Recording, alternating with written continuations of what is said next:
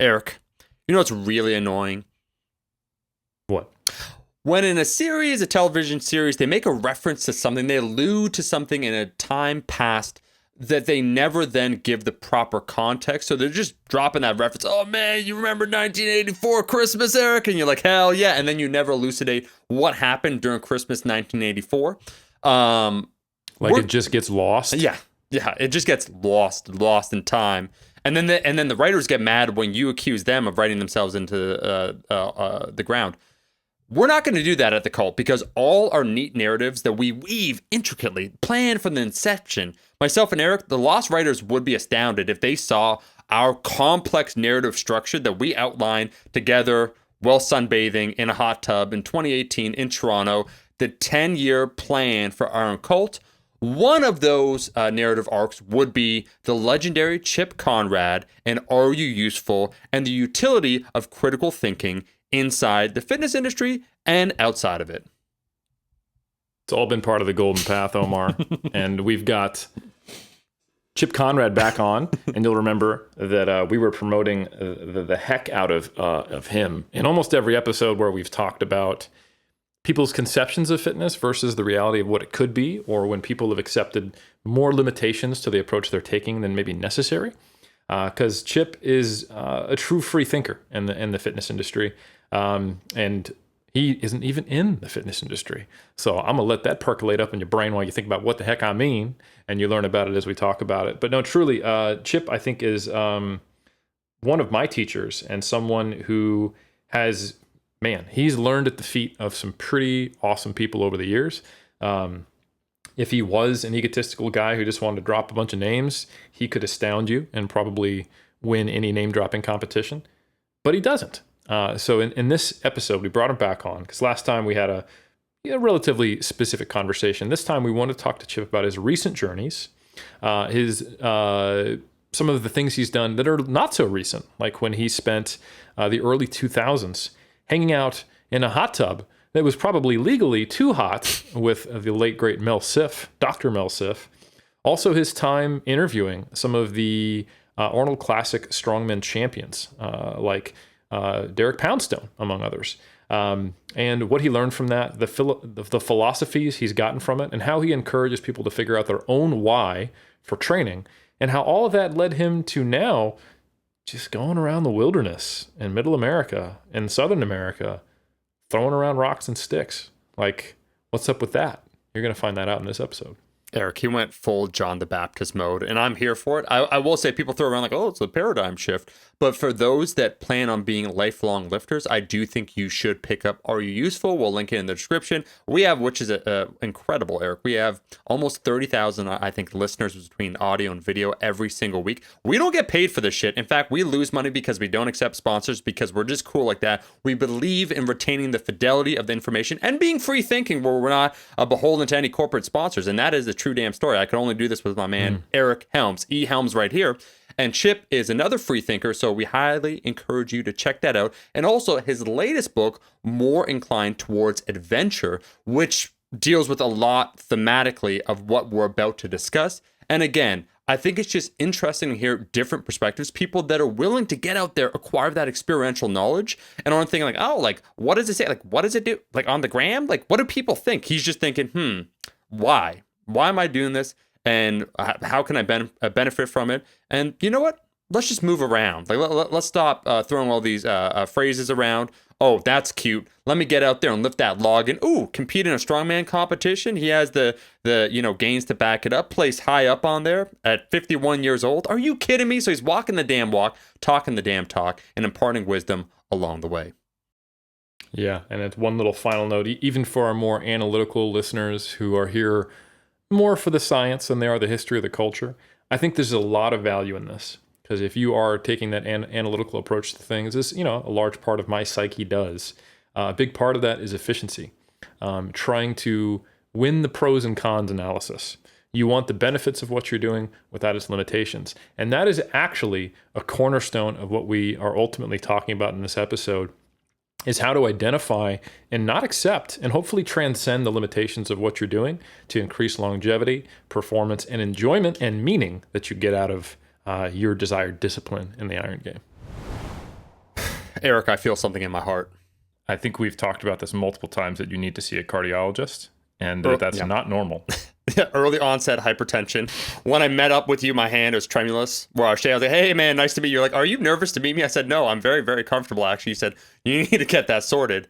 I will say there's a pang in my heart because this feels like the reunion that's been meaning to happen for several years, but it's done remotely. And it feels good, but it's just not the same. It's like when you see your old flame Chip once again, and you could see they've moved on. They're in a different place in their life.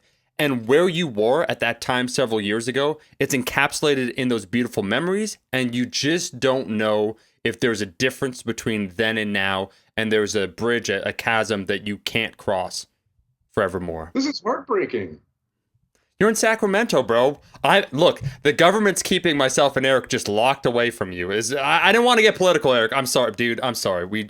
I don't know who we lost, but we lost them. I mean, it's you have to think about, and I'm going to go political too with you. You have to think about who benefits. That's always the question you got to ask. And when I think about big government, right, I think, what do they want to do? They want to keep Omar and Eric away from Chip. Dude. Just follow the money. Follow the money. You know what I'm saying? Yeah. Can you possibly imagine what would happen if we were in the same room together again? They can't have that. They can't have that. Some hunks, Chip, I can imagine, because I have imagined it. So let me tell you, it's been a few years. Hunks posing together, someone who's an iconoclast in the fitness industry, taking us to the best damn Thai spot. So I'm a connoisseur of various food choices, and the place that Chip took us, well, he just has that texture and taste, let me say. So some hunks posing, some lifting, some, pontificating about various things. I want to say, just before we get started, I personally, Eric, I'm very excited for this episode because for the cult, if you've been listening, we're now at 100 and some episodes. Maybe let's say this is around 145 by the time it airs. Somewhere around there, So we've been doing it for almost 3 years. We have referenced a few instrumental episodes. We have, of course, the Mike DeShear, Zordos, John, a Kylie episode on periodization. There's several. But the Chip Conrad, Are You Useful? The book that he both generously gave us that was very impactful. This isn't us. Look, we want the royalties. We're Suge Knight, Chip. We're going to take it after.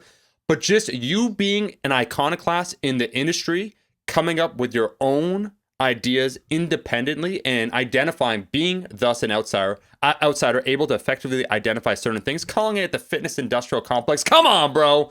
And actually giving a damn. Like this is why you're one of my spiritual warriors, kind of like Yodaworski says, the artist and the filmmaker, where he talks about spiritual warriors, is you're about this damn life. Like real recognizes real. I saw also, real quick, I want to shout out Ben Claridad, the weightlifter, the Wizard of Occam, that I saw that he was lifting, I think like somewhere near you, where he has the line, the experiential knowledge. Eric, you'll love this. He says, you got to do the damn thing. You have to live it. Like you have to live this, right? And so you embody that, Chip, and the wisdom, the sage-like wisdom that you imparted to the cult 2.5 years ago. I loved it. So it's just a pleasure to have you back on. And Eric knows this. Eric, how late have I been for guest, and how early was I for Chip? This is how you evaluate my level of excitement. There are different definitions of the term late when your name is Omar Yusuf. I'll put it that way. And he was objectively early for this episode.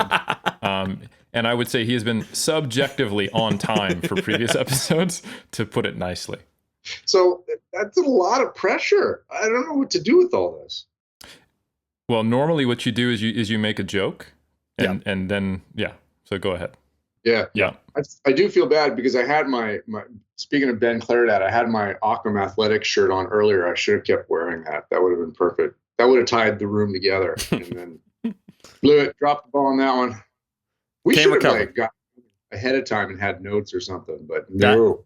Oh yeah, we have the. No, I was gonna say we don't do that. Yeah, if Eric met Ben real quick, the weightlifter, he would be one of Eric's people once again too. But Eric, I want you to take over for a second, my man, to properly introduce a Chip and also your relationship. I did meet him because we trained there. If you recall. We did. Yeah, and you deadlifted some big weight. You were like shredded to the bone. I was blinded by the Chip. You probably remember this too. When we last collectively saw Eric, there's hunks and then there's extra hunkiness, and he was just pristine, if I may use that word. Yeah. I'll just say that. Talking about the Thai food, I remember us eating at the Thai food, and he had to check that he was allowed to eat that food because he had a Yeah, I don't want to competition. bring it up. What, the next day or something? Where you? Yeah, I worked it in. I had white fish and vegetables and a little bit of rice. It was good. I was carb loading. Oh, yeah. And everyone's being so kind. Me deadlifting big weights. You were checking in with our old buddy, actually. I was making sure I could work in with Alberto, who was helping me peak. And yeah, deadlifting big weights only when you weigh 110 pounds at the time were those big weights. So yeah. No, it was fantastic, man. But Eric, I appreciate, because that was the Sacktown Boys is what we called it. The whole idea, the impetus for that episode, and then how ways lead on to ways. We read the book. We both collectively read.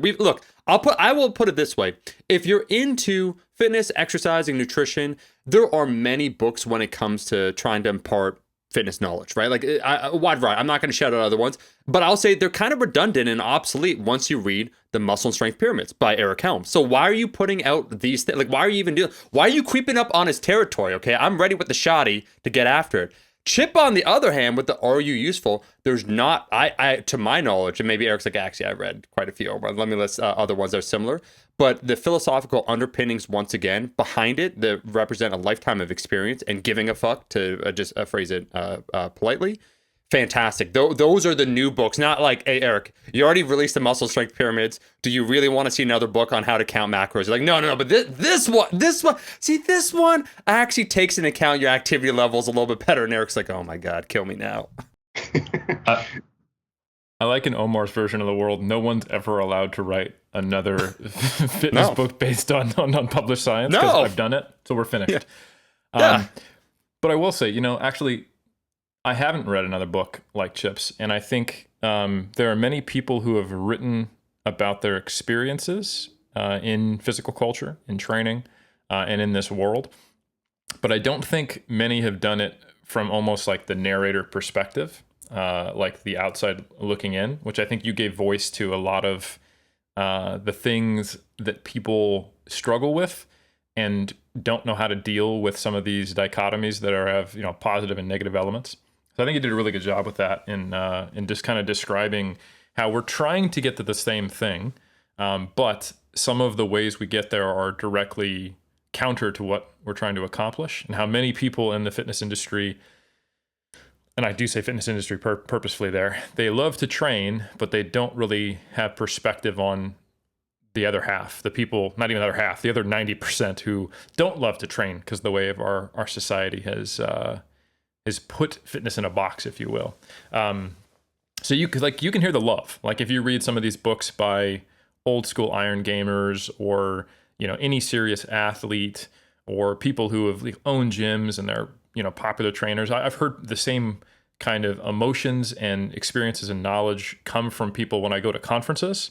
They get this at a visceral level, but I don't think speaking to the disconnect and actually suggesting ways to bridge that gap has been written about in as an effective way as it has been in Are You Useful? So I agree. I'd say that there's like you were mentioning, there's book after book after book about the what and the how, but not too many people talk about the why.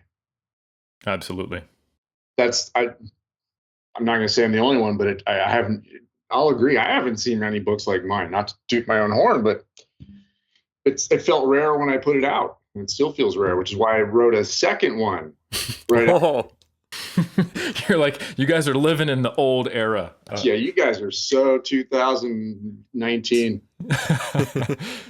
But yeah, I remember I've read like a good one that comes to mind is Brother Iron, Sister Steel. You get a sense of Dave Draper's why, and you get a sense of why he is disconnected from some of the other people who are in the same city at the same time doing the same thing, but he didn't quite have that same connection. Completely different experience you had. Exactly. But you don't, but you haven't had anyone speak to that gap, which I think is exactly what your book did, and in a broader context, not just in one person's individual kind of journey. So with that as the preamble, excellent tee up, Omar. I want to say that since I've known you way back in 2008 or 7, I think is the first time I did a powerlifting meet out at the old Body Tribe. The more I talked to you and the more I saw about what you were doing and what you were about, it's this interesting blend of cultivating individuality, but creating a community around it, which is that almost uniquely American kind of like struggle that we have. Like we individualism is very important, and then sometimes that conflicts with the idea of having a community. And of course, politics gets in there and polarizes it and turns it into a either or. And obviously, it's not an either or. And that has really kind of sent you. You've been on a journey, is what I've seen to me, in investigating the experiences of people in physical culture. And there's a number of things. I'm just going to kind of list them, and we can talk about them and what was the impetus for them. But you mentioned when we were off air, and I remember watching the actual YouTube documentary over a 3-year period. I think around 2010, 11, 12, you interviewed most of the top strongman competitors at the Arnold, which is a really cool kind of recreation of the old school feats of strength. Recently, you've been traveling all around parts of the South and the Midwest, going out to gyms, interviewing people, trying protein bars, all kinds of fun stuff, just getting out and amongst it, seeing what you can do and train with just stuff you see in the wilderness. And you've always been about that life. So I think it's something that I want to help people understand why you do it and what you get from it and what maybe they can get from that experience. That would be my ideal goal of this podcast today. Okay. And I can't just sum it up with saying like, bigger biceps or something like that. Well, I mean, we'll get there. I like to bury the lead, so we'll get there. Yeah. Spoiler alert, bigger bicep. So talk to me about the underlying philosophy of Body Tribe, because I think that probably speaks to, I guess, what you're trying to accomplish or the positive impact you're trying to have on the community. You were mentioning individuality, but within a tribe. Or at least that's how I'm going to say what you just said. That's perfect. Because that's there's a chapter. Funny enough, there's a chapter about that in that book that you held up earlier. Oh my God, I'm having flashbacks to our last podcast. Because we're so quick to want an identity that we drop our individuality. But I believe that you can have a community, a tribe, and you can be very individual within that tribe and bring your worthiness to it that way. You're actually not helping a community if you're just reiterating what they're already saying. I mean, you're not really adding to it. You're not helping it grow in any way. So yeah, be you, but find others being them, and you can explore. And the problem with that is that the fitness industry, as we jokingly call it, the fitness industrial complex, doesn't really like that. They kind of frown upon that. They don't want you to think for yourself necessarily. They're going to tell you where to work out, with what tools you're going to train with. They're even going to give you this real superficial version of why, and you're going to buy it and you're going to identify with it. And there's the categories, right? You can identify with any of those categories. There's, CrossFit, powerlifting, bodybuilding, yoga. You buy into that category. You're actually buying its limitations. You're not buying its empowerment. And then you're kind of stuck there, but you're okay because you have all the thought done for you. So yeah, free thought, I guess, is the big thing. And when it comes to training, when it comes to working out, I don't want that to be the grand total of our movement practice. We're moving creatures. That's what we're supposed to be doing. I mean, our body has one purpose, and that's to move. All the systems of the body are there to move. And so if our workout is the sum total of our movement, I think we're missing the point. I think we should be training to go move, to get out of the gym. The gym is simply to give us the ability to then go explore how much we can do with our lives. And so it's all training for a reason. What are you training for? You're training to get the hell out of the gym. So I don't live for the gym. I'll live because of the gym. I'll use the gym to go live, but the gym is not the collection, the sum total of my movement culture. And I'm hoping other people feel the same way. Let's build skills to go out of the gym, get the hell out of the gym, and then go use those skills. See, I think that's an interesting perspective, because I think many people in strength sports, let's put it this way. It depends on which one. your background and your perspective. But I'll say, like, powerlifting, bodybuilding, weightlifting before it kind of had this financial marriage with CrossFit, and all these weightlifters found out they could get paid to coach and do seminars. And then, weightlifting started getting people from CrossFit, helping it grow. But nonetheless, I say, I even identify with this to some degree. Most of the movement I do that is athletic or high intensity, or that is not sitting in front of a computer, does occur in the gym, and I do live for it. But I also philosophically very much understand what you're saying. And I think, especially when we're talking about the quote unquote general public, in a society where maybe movement has been de-emphasized, and more so in school, even more so now in the COVID era where we're working online, mostly communicating like this, screen to screen rather than face to face, movement is becoming more and more unnecessary. So people might need some training first before they go out and start going, maybe I should change my life and move more. So I definitely appreciate that. But it is interesting that you've existed largely in the strength sports space, where a lot of people do primarily move in the gym. Like powerlifters, what they do in the gym is the same thing they do on the platform. Yeah. They themselves to three things. Weightlifters limited themselves to two things. It used to be that you would squat to get yourself better. Like you use the squat to make yourself better. You'd squat to get stronger so you could do other things. Now you squat to make your squat better. So instead of the squat making you better, you now make the squat better, and it's become this whole product. Now people can sell that. The squat becomes more important than the outcome of the squat, which is, hey, this usable strength that you can go conquer the world with. Mm-hmm. Mm-hmm. I'm picking on the squat. I call it the 800-pound squat syndrome because people chase a certain number in the squat, but you can replace that with anything. You can replace the squat with CrossFit. You can replace the squat with yoga. Maybe you become so focused on your chaturanga that you're trying to get the best chaturanga you can possibly get.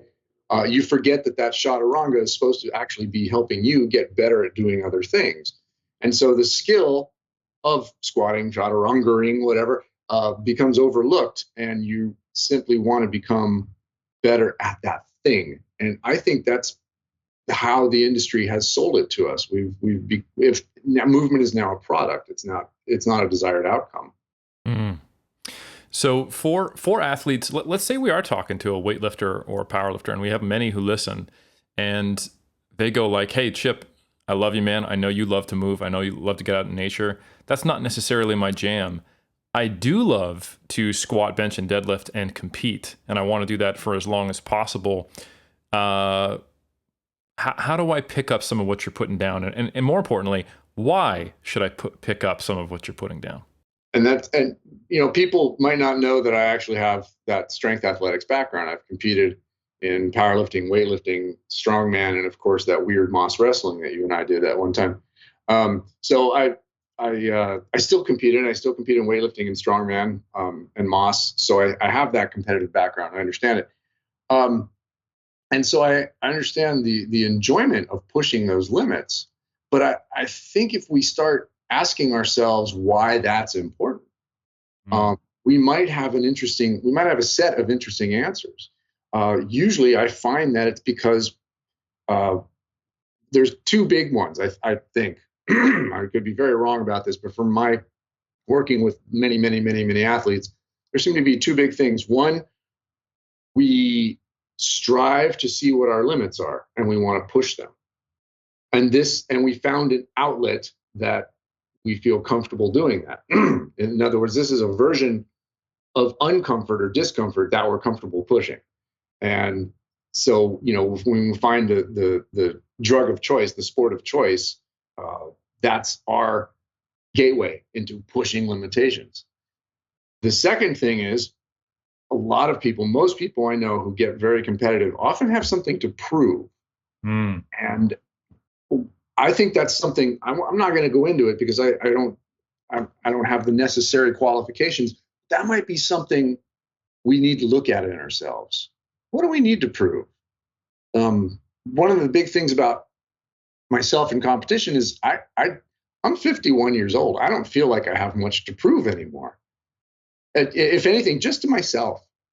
And so if I compete, I don't necessarily, I'm not trying to win. I'm not trying to dominate.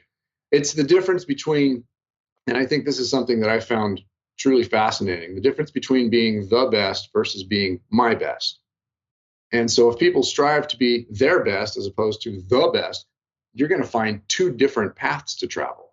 And sometimes aiming to be the best is more distraction than empowering. And I just think we need to look at that a little bit. Now, now that I continue to feel like I'm bursting bubbles here. Let's say you do really enjoy a strength sport, and that's a road that you love. You're definitely going to have to figure out how you can do that long term, because if your sport is pushing limitations, and that's all sport really is, then there is going to be a point where you're going to have to really be very careful and very cautious and use the wisdom you've acquired. And that's a whole discussion right there. I can talk about the aging athlete and what we need to change, but if you move beyond that sport, it'll help that sport. If you just squat, deadlift, bench press, or you just clean and jerk and snatch, then you're actually limiting your body and what it can do, and it's going to fall apart eventually because it's going to be ground down into those patterns of movement. Move beyond those patterns; it'll actually save you to be able to do those patterns better. So I guess that's if you want a really quick takeaway, hey, just do other stuff besides what you're doing. You don't have to excel at it. You don't have to thrive at it. You just have to move in different ways for different reasons, and it'll help where you want your movement to be.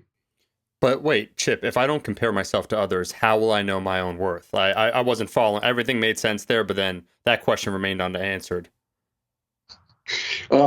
So you got to make sure you look at your Instagram views. Yeah. Because if you have more Instagram views than them, then you're okay. That's our metric. I was going to say, Eric, real quick, I am teetering on the precipice between, not that it is a dichotomy between Eric and Chip, but the idea like where is your church? Like, where's your place of worship? You know, like is it inside the gym, or is it almost like a tool shop, the gym, that outside is your sanctuary? So like the wilderness, so being able to do things outside of it. And I just want to say very quickly that I do think a lot of different lifting sports have become an approximation of a wide variety of things outside of the gym. And so one of the things I can say, because there's been a lot of arm wrestlers at Fortis, was that it is an approximation of like kind of like masculinity, like how tough you are, your fighting capability, like all these things are lumped into this one skill set. So then the same idea I have noticed, not all at all, but let's say some powerlifters where I know a lot of people that recently, Eric, they got into Brazilian Jiu-Jitsu or like combat sports, and they view lifting overall, so just this big three, as this approximation of like how tough they are, their virility, and they even will assess themselves, which is funny because if you talk to guys like we had Phil DeRue on, Eric, like just pure strength athletes that all they have done are squat, bench, deadlift, and then they join a jiu-jitsu class and then think they're going to crush it and they actually get humbled. It's like, wait a second, this very narrow confine of a skill set doesn't transfer open. I think almost, a Chip, to your point, when you narrow the scope, then you kind of almost limit the chaos. So you're doing a peer-to-peer evaluation. So you're evaluating someone to yourself in a very closed circuit system that makes it easier to ascertain like who's better, who's not better. But one thing I want to say very quickly that made me think when you're talking about, going out into the wilderness, that I found the most impressive, because it immediately rang true to me, like what can you do with your body, so to speak. And the dog's just nodding in agreement behind me outside, just getting wild, is I would say, Chip, that you doing a depth jump, it was somewhere in the beach. I've brought this up a few times on Iron Call. There's like a YouTube video where you started it. I think it's maybe like 6 years ago, within the last 6 years. So you jumped maybe 20, 30, I don't know. It was a very high height. I know this, my knees would have exploded. You speak about this in Are You Useful? The various athletic demands actually placed on something like tumbling, falling, balancing, all these things that are outside the scope, once again, because it's a dynamic, open environment, as opposed to just like lift up and down, move left to right. I compare that immediately to this powerlifter who was a fantastic powerlifter at Old Fortis, and these are anecdotes. who was squatting big weight. I was just using the prowler to do, a training modality being explosive. He decided to work in, and I'm not saying, look, he never did it before, but he went from 0 to 100 real quick and ruptured his Achilles tendon. Like this guy who's just a beast, like he's just a big burly guy, but his scope in terms of we're adaptive creatures, but it depends on what you're forcing your body to adapt to. He had just been doing your 3x5 singles, triples. He was the proverbial gym bro. And as soon as he just tried something outside of his little window, it kind of showed a fragility that one wouldn't assume was there. And that's why I bring up you doing that depth jump band that I saw, because it's something that intuitively when I see it, I'm like, these have demands that to an outsider might not become readily apparent, but also people try and throw around functional or this, that, the other thing. I'm like, this is something that a lot of the gym population wouldn't be able to do, even though, as Eric would say, ostensibly on the surface, you would think like, yeah, like you squat big weight, guys, like you should be able to do that. So I definitely see that element, Chip, for sure. I think that's a big selling point, and you nailed it. The fitness industry sells us the idea that you do this little package, you can go do anything. It gives us that belief, and we want to believe that. And I've been in this industry. I'm getting closer and closer to 30 years. I can tell you that's absolutely not true. In fact, and I talk about the 800-pound squat syndrome. I've trained people to get towards 800 pounds. And what you watch normally is when people start creeping up to that bigger squat, they start squatting. That squat strength helps them. They can probably jump higher right then if they had that in their system. They could probably run faster. But then they add another 20 pounds and another 50 pounds and another 20 pounds and another 10 pounds.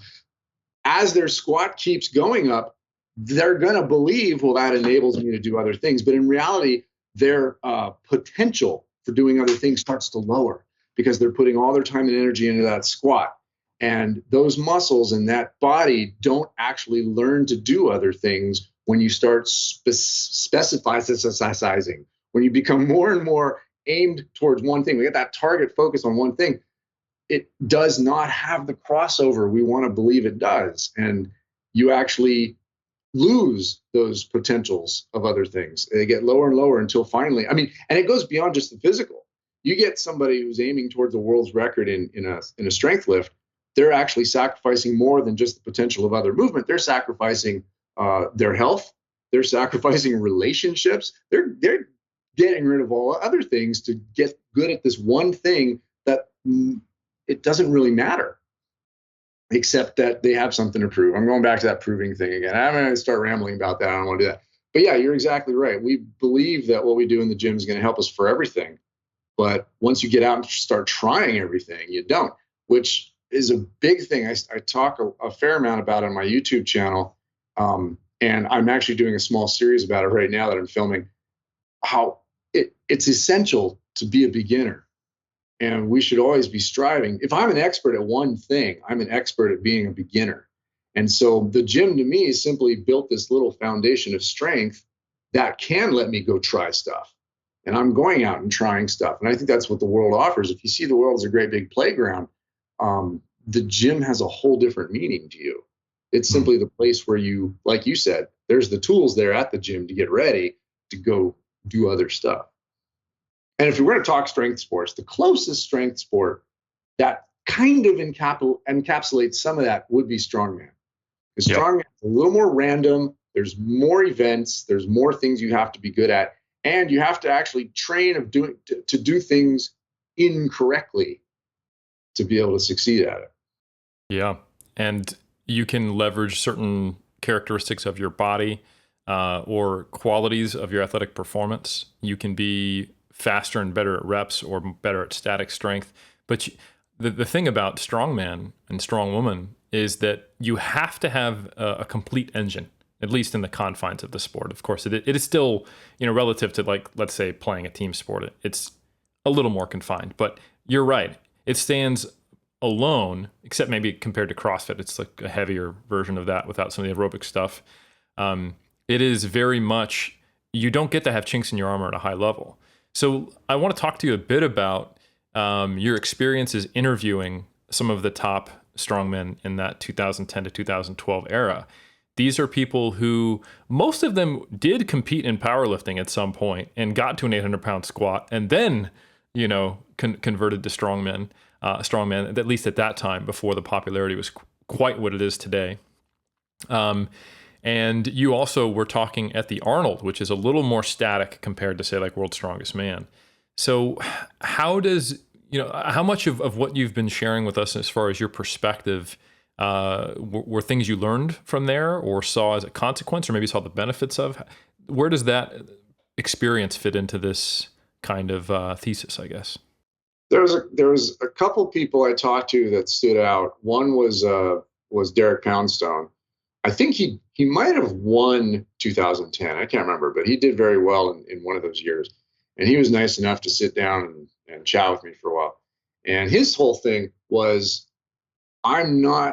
this is him speaking. He said, I'm not the best at any one of these events. I have to be kind of good at all of them. And therefore I have to, and he talked about not having the natural ability to do any of them. So he had to create his own ideas of how to do them, which was interesting because, at the time, if you were to talk about powerlifting, you were going to talk about, say, West Side. And West Side barbell at the time was how powerlifting was supposed to be. You had your wide squat stance. You had what was his name? Louis Simmons. The bench press guy, Jan Blakely or whatever his name was. The Jan press. Yeah. Yeah. He had that specific type of bench press that everybody did, the super arch back, tuck your feet. I mean, there was this template that you had to follow to be a powerlifter. And there was Derek telling me that there is no template for strongman. There's some basic ideas that everybody does, but each person has to sort of come up with their own idea of how to make it theirs. And that was important to me as I got more and more into the sport myself, because being a skinny old guy, certain types of connections with the lifts didn't work. I don't do a yoke like a big guy. I don't put my hands way out to the side for a yoke because I don't have that size to do that. It's not going to help me get my back on. I bring my arms in, turn my lats on a lot more. I'm going to use my lats as opposed to my traps. Things like that, little stupid things like that. My press is going to look different than somebody who's much larger because of my proportions and everything. And so Derek opened up my eyes to, hey, you can make any of these lifts your own. And that was good. Yeah, we're all going to have the same muscles involved, but we're all going to use them differently. And that was interesting. And then the other guy who was fun to talk to and still fun to talk to was Nick Best, because Nick Best had fun and he was always having fun. And not only was he having fun, but he was trying to make sure other people had fun. I remember right after one of the carries, it was a heavy carry. They had to carry this, 1,200 pound frame up a ramp. I don't know if you remember that event. And he just did it. And he went to the next guy who was coming up behind him and started telling him, oh, you look out for this, look out for this, look out for this, because he just experienced all these things that he wasn't ready for. And so he was telling the other guys to get ready for it. And I thought that kind of support was fascinating too. They're at the top of the game. He's telling people stuff to beat him. He's actually telling people, here's how you can bring your A game to this table and look out for this. And he was always having a smile on his face when he did it. So I remember those two standing out in particular. And then in contrast, and I don't mean to be a slight on him at all because I talked to him later, but I remember backstage, I went to chat with Brian Shaw. It was his first or second. I think it was his second one. And he just kind of shut me down. He wasn't rude about it, but he's like, no, not right now. And he was in his very serious place. And later we chatted and he was a fun guy, but I just remember watching those different experiences was fascinating. And one of the biggest takeaways was backstage at the finals, because if you've been to the Arnold, you know that most of the stuff goes on the showroom floor, but the finals of both the bodybuilding and the strongman happen on this night at a different arena. And there's a venue for it, and I think you even have to pay for it. You don't get it as party, or I don't remember. But anyway, I remember being backstage. You had the strongman and the bodybuilders. Now, when you're backstage and you're looking at the strongman and the bodybuilders, if you think bodybuilders look big and you're backstage at this event, they look puny. You got all these guys who are, they're all like 5'7", 5'8". They're not the 6 foot tall that we're all taught to believe when we were growing up. And so there's these guys who are all in their hoodies and they've got their headphones on and they're hiding from each other. And they're backstage at the bodybuilding meet. Then you have all the strongmen who are laughing and joking with each other, and they're playing with the weights, and they're throwing stuff around, and they're pulling pranks on each other, and they're having a really good time. And it was this weird dichotomy of tribes. And I won't necessarily give any of my opinions about that, but it was definitely an interesting takeaway of watching those two different worlds work. One based in more in aesthetics, the other based in actual skill, and which one was having more fun. I would say that especially at that time point when you're a bodybuilder, when you're ready to get on stage, especially at a big competition like that and what you've gone through beforehand, another big part of it is not just aesthetics, but it's also asceticism, the other aesthetics, and because it is such a solitary journey, bodybuilders might have a training partner, but they often don't train together. And because you get in your head so much and you go through that process, that a lot of the times when it does come down to game day on the biggest day that you've been preparing for, when you've got minutes on stage, hoodie and iPods is a common choice for many. It's not my choice personally, and I do find that there are, sub niches within the niche of bodybuilding for sure. Omar can speak to his experience seeing what the backstage environment is like at a small amateur natural bodybuilding show. A little different for sure. But yeah, 100%. I think, especially in that era where you had to go out and find a group of strongman competitors in a random, gym. Like, I don't think people realize just how much, as much as we make fun of it, the world benefited from CrossFit. Now you can find places where you can do Olympic lifts, deadlifts, use chalk, have sometimes even strongman equipment. I'd say 3-4 gyms in any decent sized city now. Like, there's folks like Alan Thrall on YouTube, I mentioned CrossFit as, agree with them or not, they changed the landscape of how gyms were approached. Mm-hmm. They created communities. Love them or hate them, they did something that no one else had ever done. Very true. Yeah, and at a scale that we hadn't seen previously. But I always knew, like, when I knew strongmen in that era, in like the mid 2000s to basically when I still lived in SAC up to 2012, they were very tight knit. And Omar, you've talked about this. When you have a small community, it is very cooperative. You're always trying to grow the community and help one another. And I think it's interesting that was still there at the height of arguably the most competitive event, maybe the second to World's Strongest Man, depending on your flavor of strongman you like in that era with those people, at least within some, like you were talking about Nick Best there, Chip, because I think that to me speaks to someone who at least does, maybe they can't articulate it, but they have a very strong understanding of their why, that it is to push myself to my limit. Because unlike powerlifting, where if you show up, you've got an 800-pound squat and the next biggest squat 700 pounds, you are really only competing with yourself. You're going to open at 720 and already be winning, right? So you're just trying to see how close can I get to a PR on game day. But in strongman, you're going head to head. Who gets the most reps? Who can go up the heaviest? Who can get the most distance? Who can keep going? Exactly, in multiple events. So there very much is this element of, I can only be my best if everyone else is at their best. So if someone understands that, then they would actually encourage others to be at their best. And I think when you see more anxiety-ridden, easily more likely to burn out athletes, they're the ones who are cheering when someone misses, or hoping less people compete, or entering the division that has the least competitors in it, things like that, because they don't necessarily know their why, and they are trying to prove something, but unfortunately, maybe not to themselves, which I think is probably the only person you really need to prove anything to. Mm-hmm. Yeah, competition.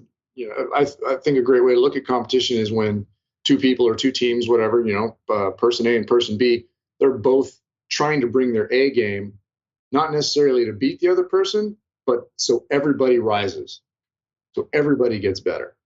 And that was originally what competition was supposed to sort of be like. I don't know if human nature ever actually allowed it to be that, but I do see that quite a bit. Like you said, in strongman, you see somebody show up and they want the other person to do well because that's going to make sure they do well themselves. And that's important. Chip, you're talking like the oldest tale of humankind. We got Gilgamesh, wrestling with the Niki, and Kidu, sorry, and then they eventually become best friends and try and slay Humbaba together. So it's like they have this contest of wills, who is the mightiest of the mighty, and it's not like Gilgamesh wins and says, you know what, now I subjugate you, I own you, all this stuff. It's like, we're best of friends right now. I do want to say just very quickly, Chip, I do think, to Eric's point, probably that bodybuilding era, and Eric, you could speak on this, it can't be fun. So think about Strongman. Like that actually is a real cool aspect. It's unlimited, right? The weight. So you're well fed, like you're feeling good, you're running on adrenaline. If you're, especially, I don't mean any offense when I say this, but like untested body, I assume like no matter what, the level of condition has to be very high, but it's not fun what you've put your body through. So I almost, Eric, view it as two separate religious ceremonies. So when you said asceticism, when it comes to bodybuilding, it's very like monotheism, where it's like the sanctity and all these other things that you bring in. There's a holiness, and so you're drawing inward, and there's a spiritual journey of suffering. And like in Strongman, it's kind of like we're talking pre-monotheism. We're going to Tyrion, the Temple of Tyr, with like Melkart and Baal, where that actually would be sacrifices and celebrations, and it was very celebratory. And they're even, I'm just saying, they're like maidens, and maybe what would be the male version of maidens inside the temple that would welcome you, and it was very celebration oriented, I'll just say. So maybe two separate religious sects going on there. The old Apollo versus Dionysus sort of thing. Yeah. But yeah, I think you're right. There's a the rituals are very different. Mm-hmm. And I'll just give a shout out to the bodybuilders who are able to stay positive with some of the certain approaches they take. Like, imagine you have only had water yesterday and it was only 1 liter, and that you are on a bunch of anabolics, which do actually impede your physiology and psychology to some degree. And you have also dieted for 6 months and you're depleting into the show, instead of maybe just kind of slowly ramping up calories, getting lean, and drinking plenty of water on game day. It's not just a philosophical difference. I think there are actually some physiological barriers towards being happy and nice on game day for many people. And then also, if you combine that with a highly externally motivated competitive mindset, you've got a recipe for I'm not the funnest person to be around on this game day. Yeah. And that brings up a point that we don't necessarily have to get into today, but I always like to see, my big connection when I train people and I work with people is creating the best relationship they can have with their body. I'm just curious, we should step back and look at what kind of relationship are you having with your body when you allowed yourself to take it to that utter point of suffering like that.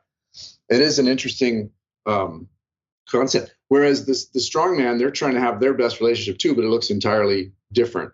It's about you're right. They come to the table well fed at that point. They're ready to go. They're going to see their limitations are being pushed through an overabundance of everything, as opposed to an underabundance of things like the aesthetic judgment.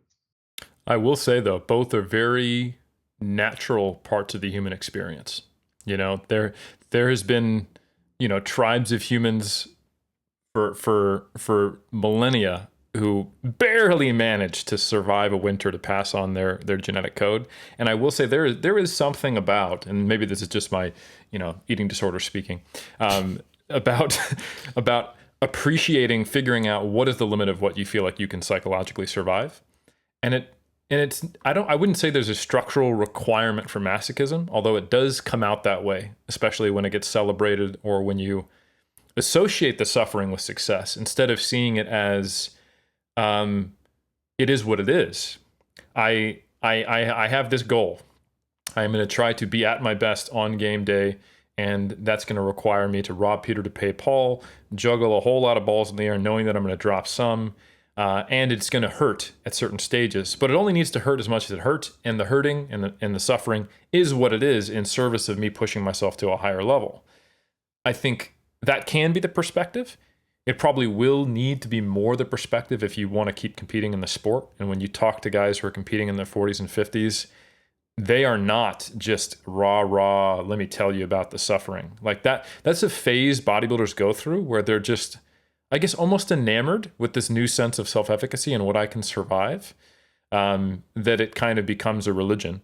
But then more and more, they start to find out that the only way they can make this work is if they create a lifestyle around it, rather than just celebrating and hanging out in the suffering. And a lot of the stories we hear of crazy suffering bodybuilding shit, and we've talked about many of them on here, they come from a finite period in many bodybuilders' careers. So I think ultimately, it's all about rite of passage. Yes. We don't have the same rites of passage that we've had throughout history. We're not going into bloody battles to face the barbarians or whatever.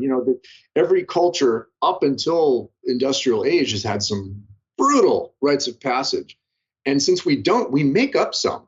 And I think that's a lot of what fitness is about, is making up rites of passage, whether it's suffering to look a certain way, whether it's suffering in the gym.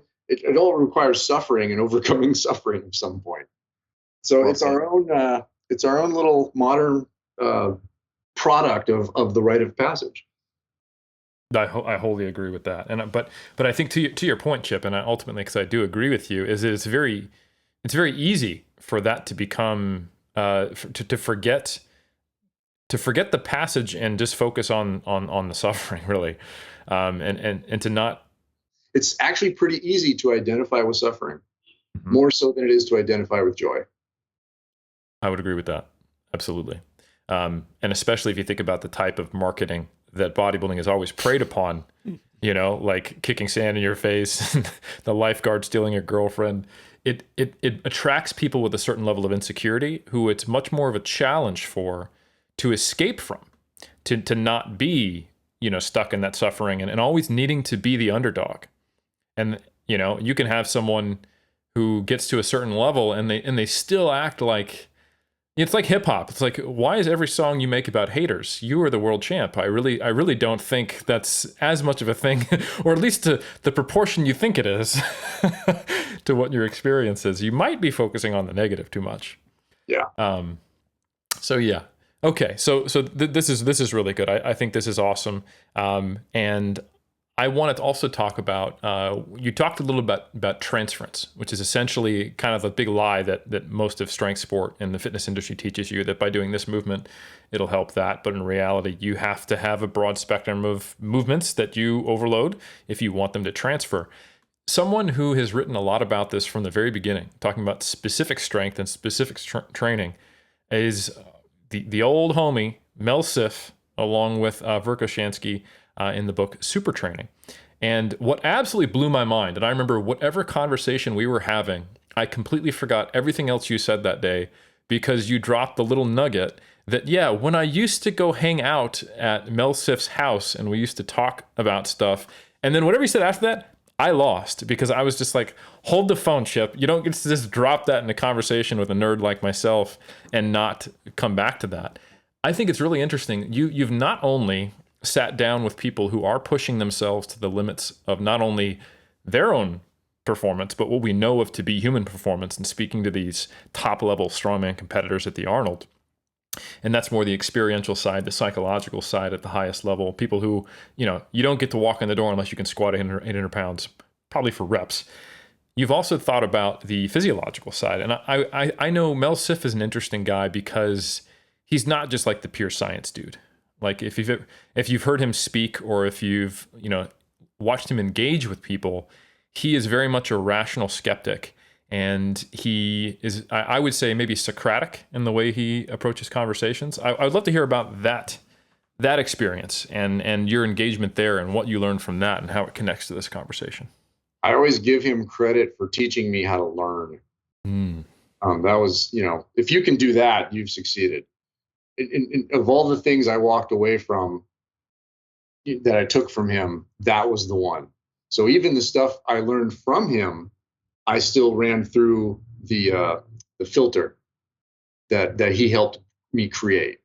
We should all have that filter. We all need that discerning filter. So any information that comes to us, even if it's from the sources we trust, we still have to run it through our discernment filter and see, does that make sense to us? Does it even relate to my journey? Whether I believe it or not, is it something that I connect with? And we just don't do that enough. We don't have that discernment filter. So he helped put that filter in place for me. I credit my parents for starting that early on, but as an adult in my industry, he was the one that gave it to me within my actual journey of employment. And so, yeah, he was, but you're right. What you read and who he was in person was two different people. He was a big ass goofball. He was just a wacky, funny human being. And some of his writing is very, very, Super Training. If you can get through that book, if you can get through the first 5 chapters, hats off to you, because that's just a brick of words, and it's really digest. But in person, he could explain and tell you things much better. He would just kind of go off for a while, and you just let him. You let him go off for a while because you knew he was going to come back. You knew he was going to come back to the point, but you let him get there by going through some stories, and you'd go through the stories, and then he'd come back to the point, and suddenly you got it because he went to these fun places. But yeah, he was a thinker through and through, and I will always appreciate it. Eric, paint a picture for me just a little bit. Sorry, Omar.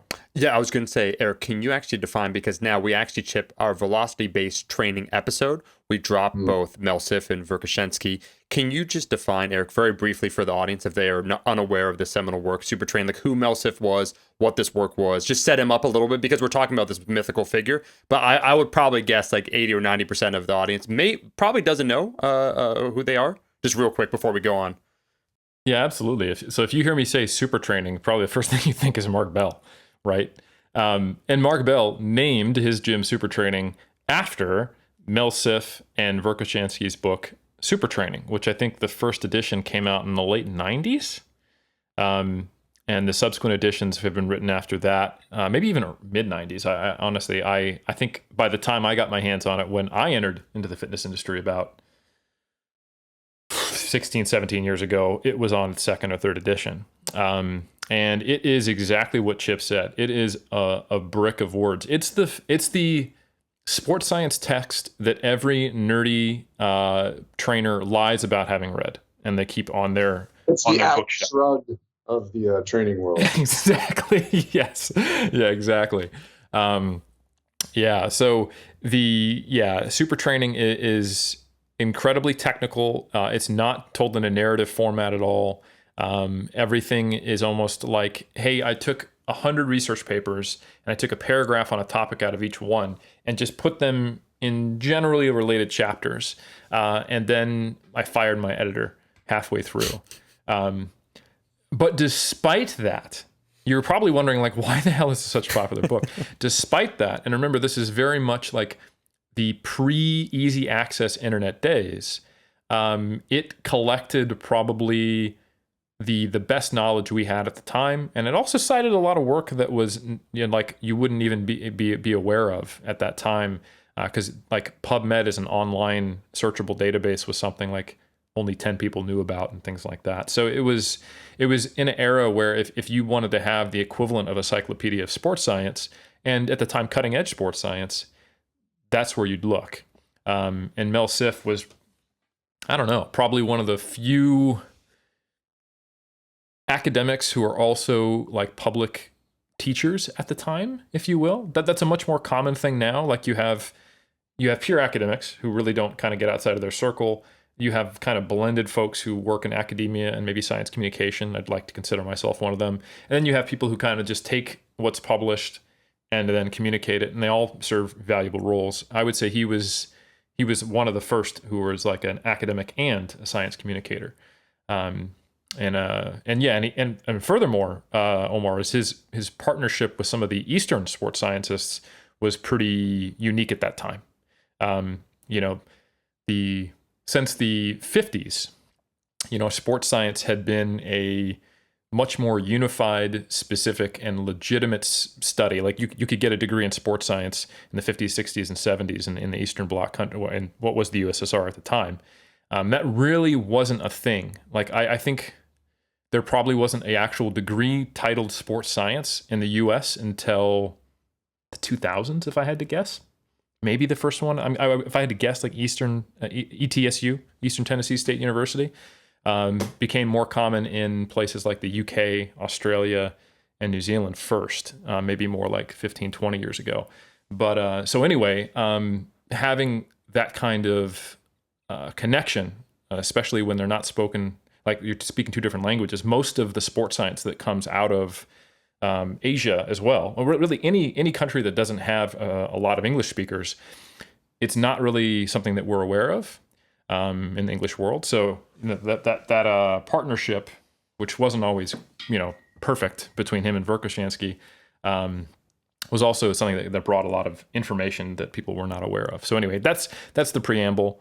The late great Mel Siff, I think he passed away just a few years ago now. He passed away quite a while ago. It was actually, and this is a interesting little tidbit. He passed away the week I opened Body Tribe. Oh, you know who I'm thinking of who just recently passed away is actually Dr. Squat. I was thinking of Fred Hatfield. Apologies. Oh, yeah, Fred Hatfield. But go ahead. Yeah. So tell me about that. Well, he had this. Do you remember Yahoo Groups? Oh yeah. So before there was social media, there was Yahoo Groups. It was sort of where it was sort of the Reddit of the day, I guess. You could go and start threads, and he had a community there called the Super Training Group. And oh boy, the brains that were on that thing were crazy. I mean, you had just a stupid little trainer in Northern California reading these things going, oh my gosh, how could I possibly participate with these guys? But there was university professors, there was a whole bunch of scientists, there was top level athletes in multiple sports, and they would all talk to each other on the Super Training Group, which is archived somewhere. If you look it up, you can actually find the archives online. And I remember that's where I would start posting and asking questions and trying to figure stuff out. And boy, that was a tough crowd. He would not tolerate flame wars or anything like that. Nobody could be mean to anybody. But if you didn't know your stuff, you were going to get called on it. It's polar opposite of Monkey Island with Lyle McDonald at the time. Okay, yeah, exactly. So imagine everybody there is really, really smart and willing to discuss as long as you bring your A game to the conversation.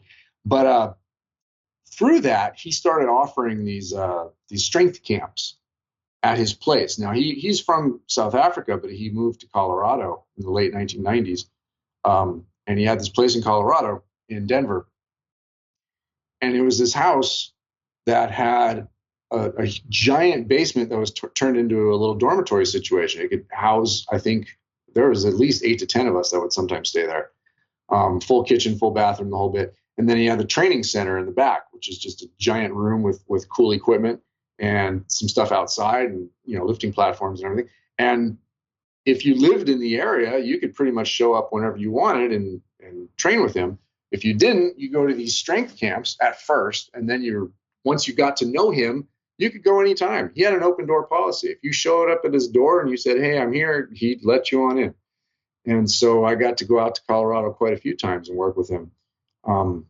And those were magical. And the week I opened my gym, which was in May of 2003, I got a book from him, which was Vorobiev, I can never pronounce his name properly, book on weightlifting. He was a weightlifting coach for the USSR and put together this book on weightlifting. Vorobiev. Anyway, there's a lot of V's and R's and Y's and stuff in the name. And he sent that to me, and it arrived on my doorstep the day he died, which was really kind of spooky. But yeah, that was 2003. That was quite a while ago. God, that's long ago. Yep, that was a while ago. That's no, I think that's great because that gives us the kind of the backdrop so we can understand when and so in what era were you going to those strength camps? Was that the late 90s, early 2000s? Was it? Started, I think 99 through 2003. Yeah, about 4-year period there. So how old was he at that point? He was getting up there. Late 50s. I think he just was about to turn or turned 60 in that process, I believe. Mm-hmm. So I think he was in his early 60s when he died. He was unfortunate, too early. Type A personality. I'm not surprised. It was his heart that gave out, and he'd always had a few heart problems because he was just on. I think he got maybe 4 hours of sleep a night. We'd talk with him and we'd have conversations and stuff and hang out in that ridiculous hot tub of his until do contrast bathing, where we'd go from the hot tub, roll in the snow, jump in. His hot tub was amazing. It actually went to 8 feet deep, and it kept. A hot tub is kept at around 104. The popular hot tubs that you buy on the market, they're limited. They're capped at 104 degrees. His was routinely 110, 112. That, if you don't know hot tubs, you have no idea how hot that actually is. So we do that till 1 or 2 in the morning, and then I'd fall asleep, and he'd still be up. He'd be up an hour or two, doing stuff on his website and reading stuff and typing stuff.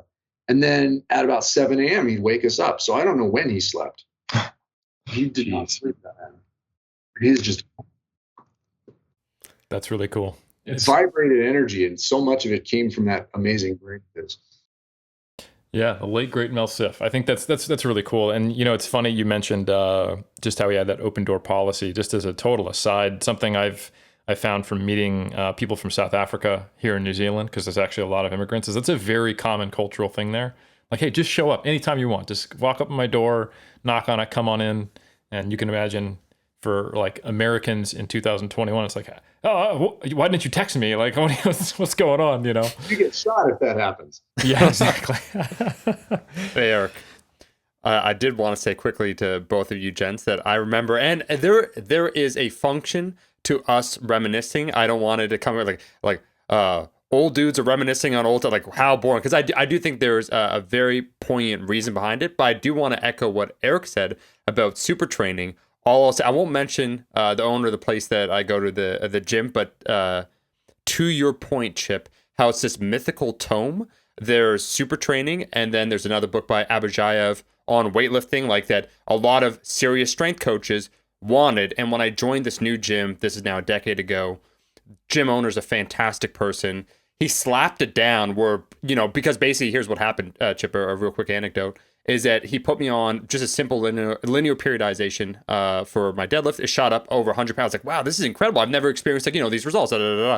And he's like, well, if you really, he's like, yeah, you're a smart kid. If you want to really get into it, he picks up the mythical tome, super training, slaps it down on the desk. And he's like, and Sean, I can lend it to you. And I just open it and I begin looking, and I don't want to be presumptuous with Sean, with the owner. And I'm like, Sean, how's your calculus here? Calculating area under the curve, integrals, rate of change and all that stuff. And he's like, it's complex. I can't. I'm like, yeah, because I said this isn't. I was just curious because I don't think you're going to make a lot of progress on this. But is this mythical thing that the mere possession of it made you a better strength coach, which I just found amazing. Because I was like, yeah, this is no problem. But this is not the sequential order going from understanding linear periodization to the next level, or what would be necessary for a coach at that time. You went from level 1 to 100. But I just thought that was fantastic. I do want to say that I think the potency of all this reminiscing, and that's why I was joking, Eric, about velocity-based training, Tendo units. We had this episode, Chip, a while back, just talking about these things like West Side and the origin, is that at the time, the power of reminiscing sometimes in the past is at that moment in time, you think you're infallible. You think the knowledge or what you possess or what you're espousing, not that it's irrefutable. Of course, you're aware of some of the holes, but when we look back 20 years ago, it becomes a meme, right? We're like, oh, I can't believe, would you really, Eric, would you really recommend that, or this training program? Where it becomes so obvious because now it's hindsight. We're being introspective around that time, and we're able to look back and neatly analyze what it was. And I think if we don't apply that same almost humility to our hubris of what we know presently, that we almost risk with that level of certainty where that old guard that we continue to bring up. And I do think overall things have certainly advanced. Some of the coaches where it's just you ask a question, Eric, and it's this, that's the answer. And that's the answer, period. There is no end if or buts. So I do think one of the powers of reminiscing on some of these eras is that in the modern context, I guarantee there are certain things, probably to a lesser degree, but still, once again, important, that we'll reflect in 10, 15, 20 years and realize gosh, that was really bad. Eric, as an example, now 8 years later, counting macros, where I'm not saying everyone at the time, I'm not trying to misrepresent it, that people thought it was this panacea, as you'd say, that would solve everything. But just think about how many coaches that encapsulated their coaching. And now 8 years later, it's looked upon not as just an error, but a grave mistake. Mm. Yeah, I think a lot of it does come down to access and what can even be cutting edge in a given time. You know, like the way I look at super training is kind of the same way compared to now, the book. It's kind of the same way I view encyclopedia salesman versus having access to Wikipedia today. You know,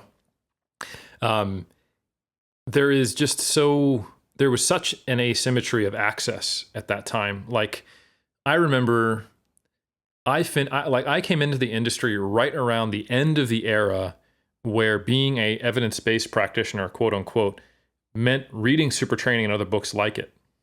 And the idea of, like, I don't even think some of the people who at that time knew how to get access to primary research, to look at it and evaluate it and do it, unless they were actually in a university master's program or higher, or had a friend who was, or had some kind of unique knowledge of that.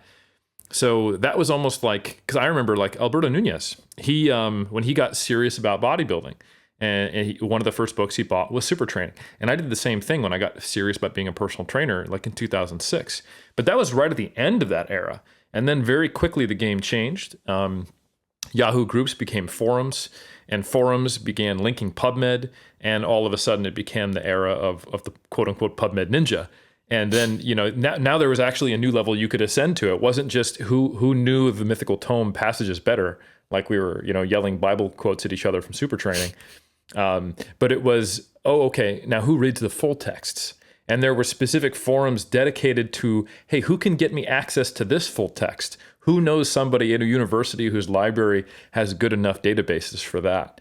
And now that access is getting more and more and more and more ubiquitous as the open science movement moves on, et cetera. So I think it's a really interesting look at a time period where we saw that we were limited by access to information.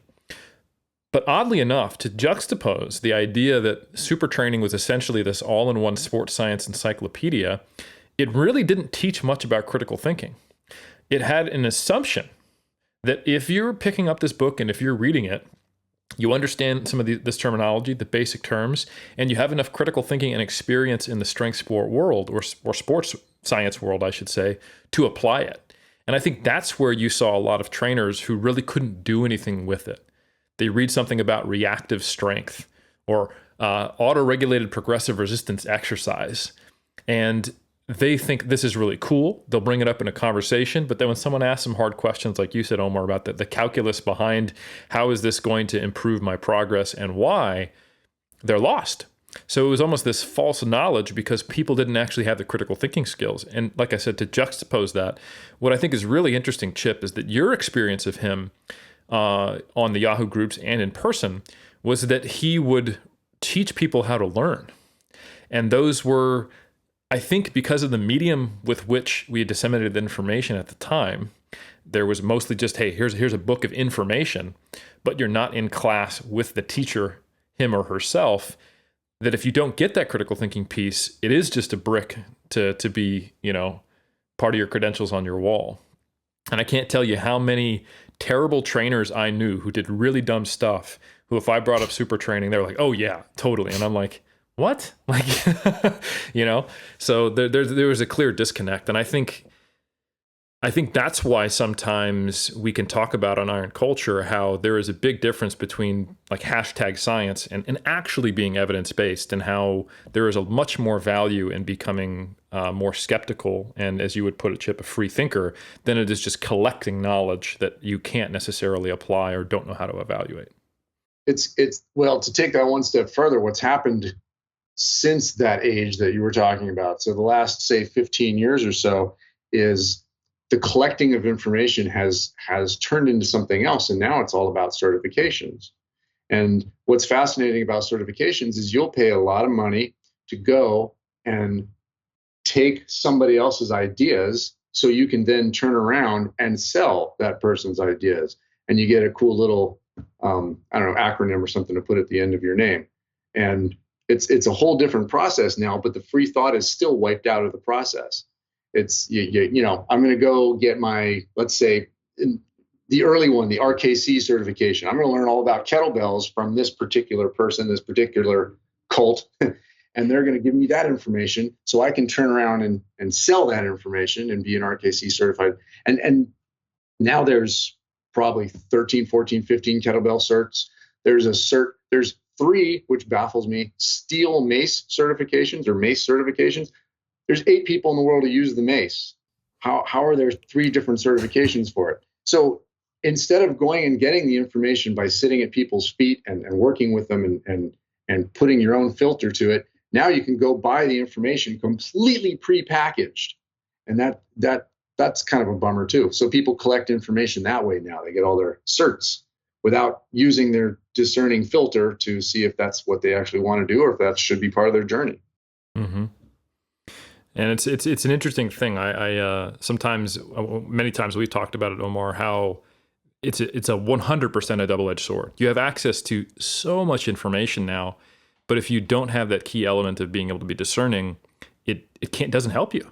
You have everything at your feet that you need, but without the ability to discern what it is, you might find yourself completely on the opposite side of truth. You can find all the information you need to I wouldn't say completely rationalize, but sufficiently rationalize that it might convince you, if you're not, super well informed, to believe that the earth is flat, for example. And that's just one of many rabbit holes you can go down, from stuff like Pizzagate and onward. Like it's mind-boggling. So I think you do a service by talking about not just the information itself, but how to become a better thinker and the importance of it, and how to why we need to figure out a why. The why is important. You got to figure out your own why.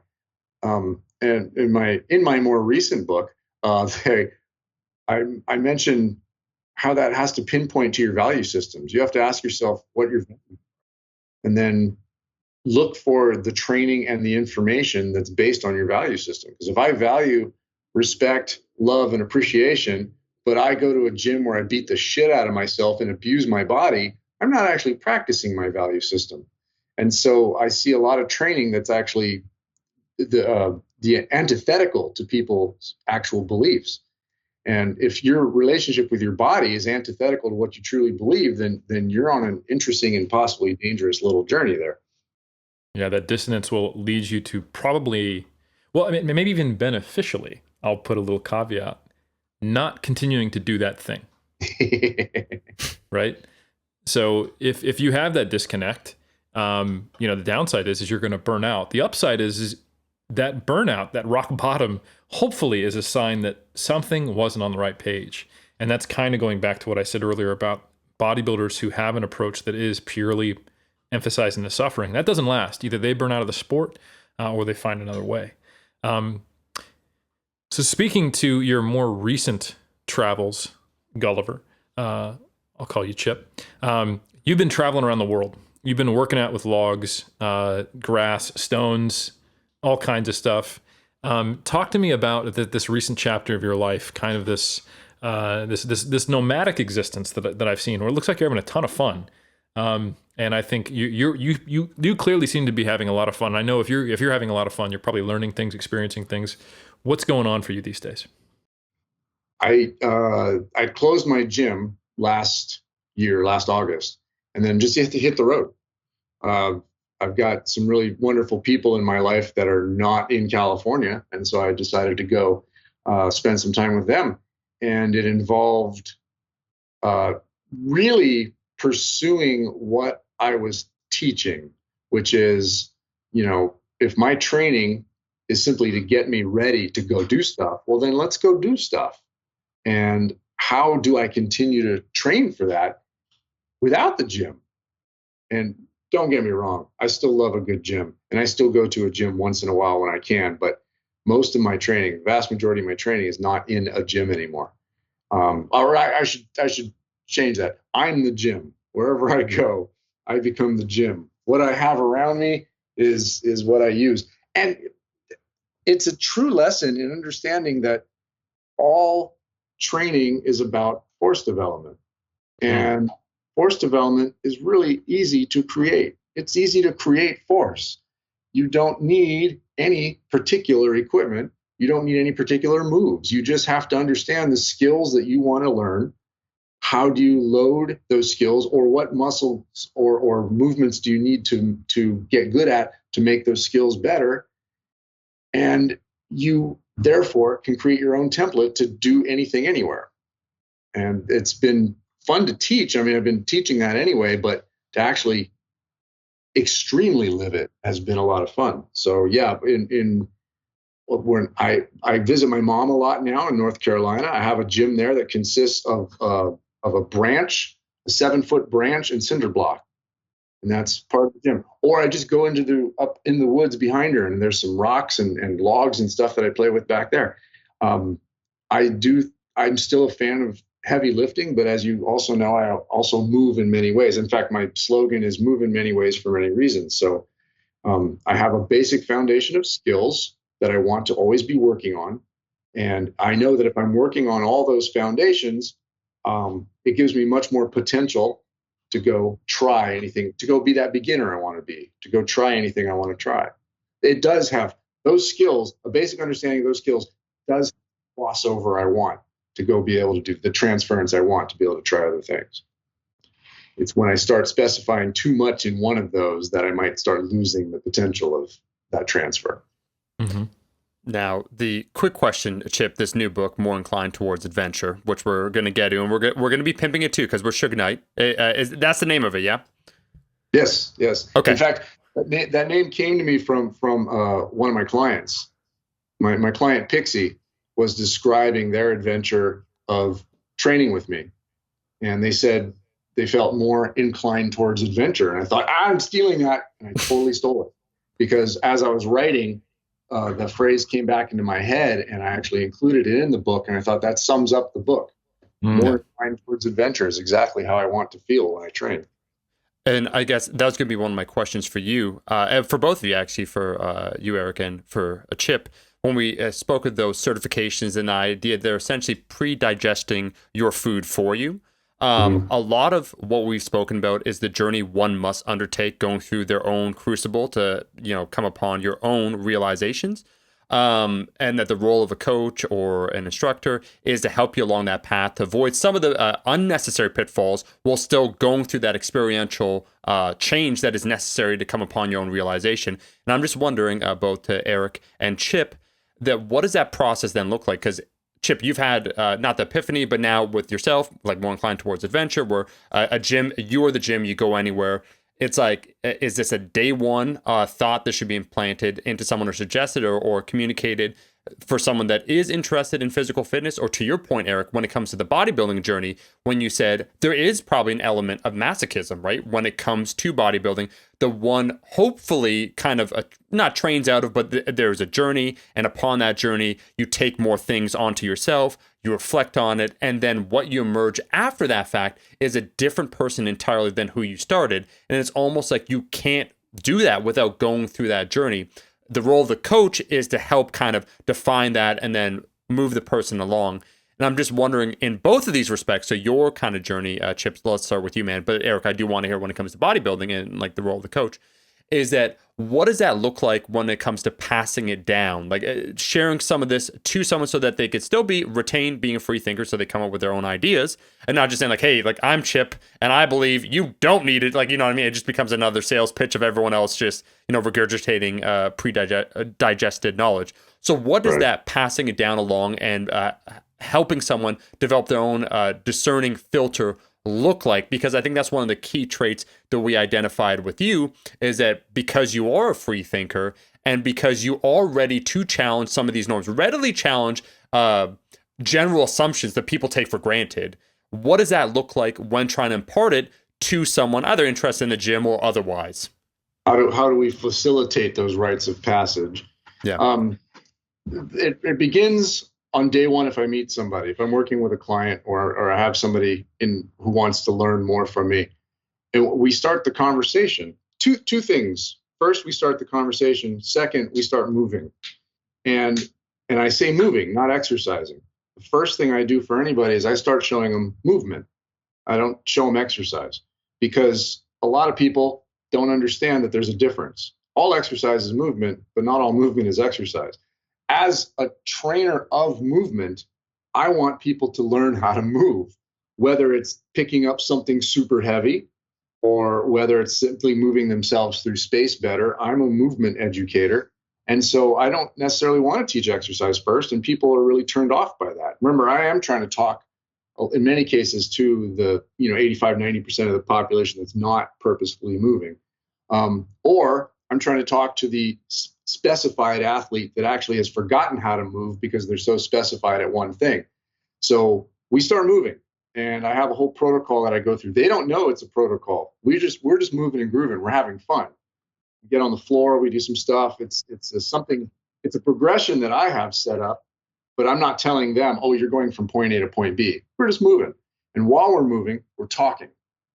And we're talking a lot about creating their own philosophy. I don't say it like that because that sounds overwhelming in the beginning, but you start asking questions like, hey, how would you define fitness? How would you define strength? And this is fun to do because I used to do this, and I still do it once in a while, in a room full of trainers. I'll teach a room full of trainers and I'll say, how do you define fitness? And you've never seen a room go so completely quiet so fast, because they haven't. They've gone by what they've been told fitness is. They haven't defined it for themselves. And so the definition for fitness and the definition for strength might be very similar. They might be synonymous, and that's fine. I'm okay with that. But I want them to start thinking about that. So I give them a simple journey to come up with the answer. And I also let people know, and I'll let everybody know, this is not something you do right away. This is a lifetime of homework right here. You're always going to be defining strength. You're always going to be doing this for the rest of your life because it's going to evolve. It's going to change. And all you got to do to define it is ask yourself, why is it important? And there's your definition for what it is. And so when I do this at workshops, I'll have a big chart on the wall or a big piece of paper, and I'll start writing down what their definitions are. They'll just start throwing stuff at me. And it could be, I don't know, confidence. It could be longevity. There's a lot of words that can correlate with strength. I mean, granted, there's the classic physical definition. It's the ability to generate force. But that's not how we usually talk about strength. If we're to talk about a strong person, I bet you're going to have all sorts of metaphysical, beyond physical ideas of what strength is. And so how do we train to get stronger if we haven't defined what it actually is? That starts the journey. That starts setting up philosophy. And so I tell them, look, we're going to have your entire life to define this, but let's start defining it. What does strength mean to you? And when people start coming up with answers, they surprise themselves a little bit because they're going to have some really good things to say about it. And then my goal is to start talking about how movement correlates to making you stronger, how by being able to move and being able to have a better relationship with your body, you become a stronger person. And then because of that, and because I'm offering this little template of movement to them, they sort of, choose their own adventure at that point. And all I get to do at that point is help facilitate the journey. I know the tools they can use to help. I know the movements that'll help get them there, but they start creating their own goals. When a client comes to you right off the bat, they don't actually know how to set goals yet. They've been told what their goals are supposed to be by the industry. They've been told, through magazines or media or whatever, what they're supposed to think goals are. Dan John used to call it the A, not A. It's when a person comes to you and tells you what you think you want to hear their goals are. So my goal with them is to actually teach them how to create goals. And so if they start defining what strength is and they start looking into themselves about what their value system is, those two things right there, they can start creating their own goals. They don't have to do it on day one, but I know the basics for getting them to start that journey, and then I'll keep with them the rest of the way. So nobody falls into the same workout patterns or because everybody's going to. With that being said, the fundamental movements are still the same. It's just we're going to apply them a little differently to each person. I love it. Yeah. One thing I was going to say, Chip, I remember actually from our last conversation is despite you dogging just a little bit jazz when I brought it, we're just joking around, is very much your improviser in the sense that you have to understand the changes. You need to know the underlying music theory to be able to operate at a higher level like that. Well, you just said like because like people could hear that and it's just okay. So like you're just moving around, like you're doing whatever you want. It's like happenstance. Like there's no rhyme or reason. It's like it's not saying that at all. Is that I have you? rhyme or reason. Yeah, They don't. you open. Yeah, you open up all the confines of the assumptions that people have, so they can arrive to their own conclusions. But it's not just like willy nilly. Like, hey, oh, like whatever you want. You want to do it? So I guess we're doing that. And I think that's that to an outsider that doesn't have that discerning. If they hear, as an example, like a jazz song, it's just a flurry of notes. I'm like, oh my god, like these are all anyone that knows. Like if you're a trainer, you're like, oh no, that's like an A flat set. Like we're moving here. There's an inability. There's two separate audiences, and it doesn't remove the fundamental truth from what's being showcased. Eric, I do want to get back because you hit some hard truths just about bodybuilding. You dropped it in there. I was there at the River City Royal Classic 2019. Did you know, Chip, they renamed it in Eric's honor and then the pandemic happened, which is weird. I just want to say that it's kind of bizarre that the government, caused it to happen so that I couldn't go and see the new classic. But please talk to me, Eric, for yourself about this whole journey coaching someone through this, or what does that then look like? Because you basically hinted that there are some pitfalls that people go through or certain situations that some of it might be necessary, the experiential knowledge, but then what does the role of the coach look like in that journey of self-actualization? That's a great question, Omar. So first, I'll just say that everything you said about the government and the Royal and the River City Classic, you even got me saying the wrong name because you repeated so many times, is false for the record. That's just like your opinion, man. Yeah, exactly. Like most things. Nice, Big Lebowski. I will say that to really tie this into something that I think I learned quite well from Chip, and we talked about this when we had him on, I guess that was back in 2019, about how, like Chip did a great job of speaking to the 85 to 90% of people who their conception of exercise and fitness has come from you're broken and we need to fix you, or this is like something you need to go to the dentist 3 times a week and do something you hate and that doesn't feel good. And kind of reprogramming it and giving them some agency so they actually might enjoy it and remember that, oh shit, I really did like to move when I was a kid, and connect it to something that is much more sustainable and probably going to give them, more long-term benefits because they'll keep doing it. And then also speaking to the specified athlete, I think one thing I would add, because I'm almost always speaking to the specified athlete. Our clients at 3DMJ come to us often having already been in the sport, in strength sport and or physique sport, and they want to take it somewhere else or do it differently or both.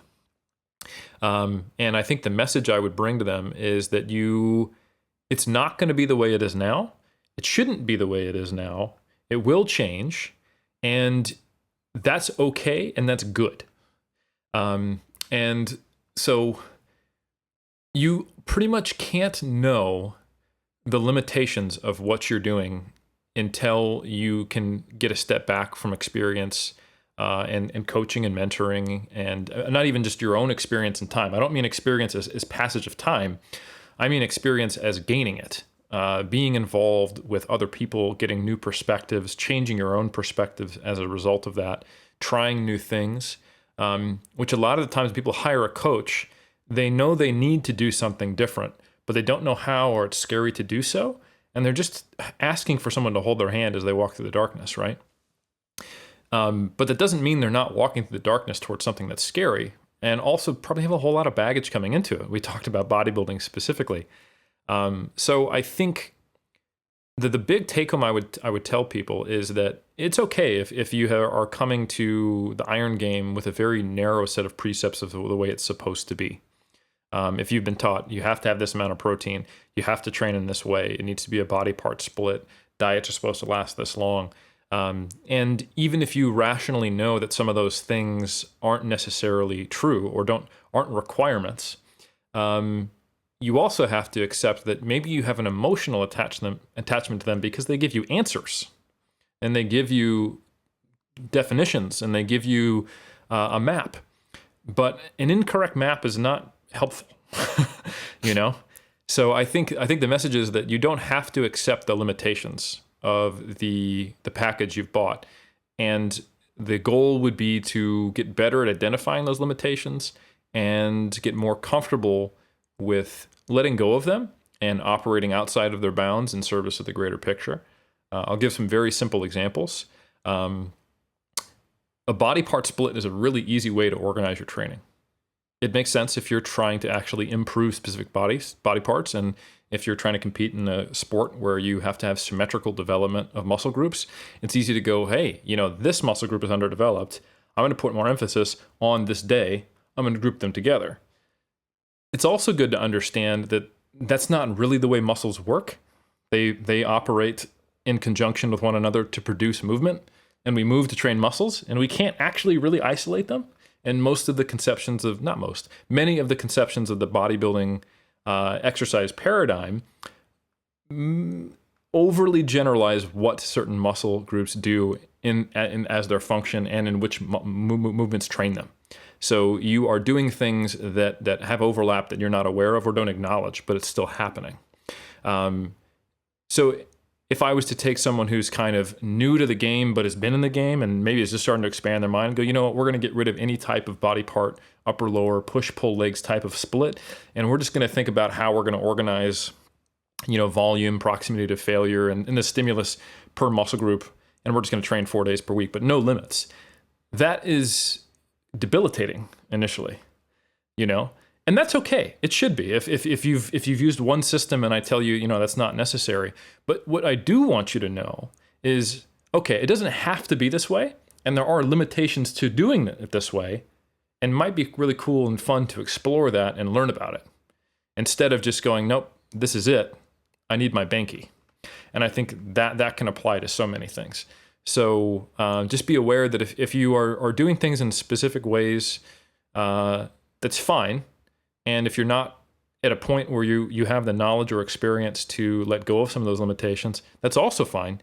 But you just need to be aware that there are limitations, because that is the seed that allows you to move towards perhaps a more individualized approach down the line that might remove some of those things that we talked about earlier that can lead to burnout or just poorer results if we want to really just kind of talk to the bottom line of the athlete.